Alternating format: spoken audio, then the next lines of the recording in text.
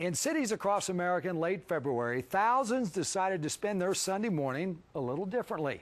Instead of lying in bed reading the newspaper or watching the morning talk shows, these hardy souls decided to set fire to their lungs and legs.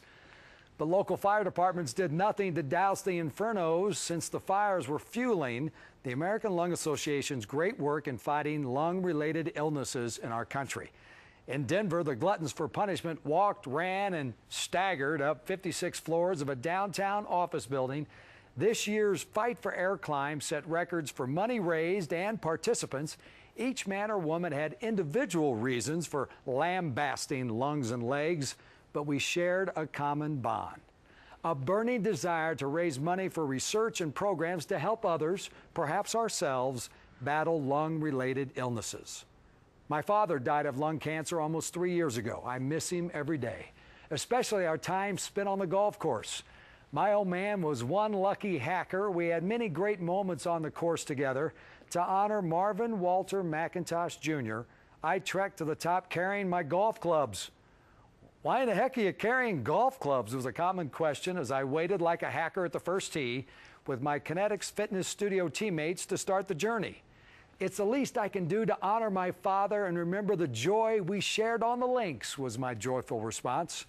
Whenever standing before a group and leading a pep talk discussion, we talk a lot about never growing weary of doing good things for others. We discuss the importance of it's better to give than receive, and believe in the law of circulation, and one good deed leads to another. In downtown Denver and around the country, Americans united. We're one heartbeat. Despite the searing pain and lack of breath, it sure felt good to rally around one another for a good cause.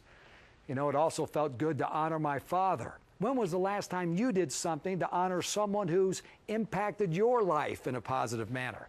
Maybe it is a deceased parent, perhaps a former teacher, coach, or business mentor.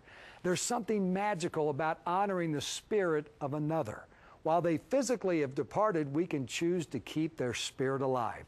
It doesn't have to entail starting a fire in your legs and lungs, but I promise you this, your actions will create a spark, keeping their internal flame flickering. This week, take time to remember via actions someone who touched your life. Keep them alive in spirit, okay?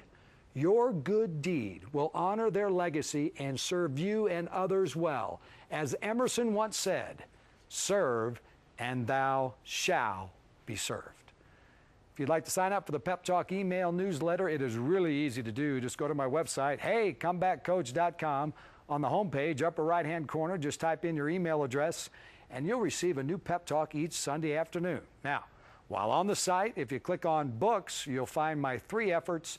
Any of them might be just what the doctor ordered for yourself, a loved one, or somebody else who might need a little encouragement right now to effectively deal with change, challenge, and adversity.